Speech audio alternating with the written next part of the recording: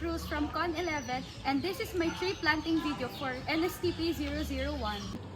In the Philippines, the malunggay tree, or also known as the Moringa oleifera, is a common and highly valued plant, especially for its nutritional and medical benefits. Its typical lifespan is around 20 years, and it can live up to 30 to 40 years with proper care. It is drought resistant, making it well suited to the Philippine climate.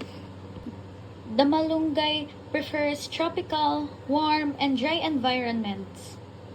It prefers well-drained, loamy soil, but it tolerates poor soil. Why is malunggay popular in the Philippines? First, it is rich in vitamins A, C, iron, and calcium. It is used in dishes like tinola, munggo, and malunggay pandesal. Lastly, it is also used in traditional medicine and for boosting immunity, and it also improves lactation in mothers.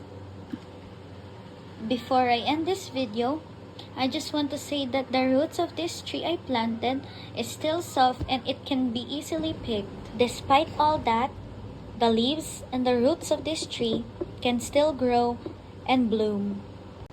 With that, thank you so much for watching.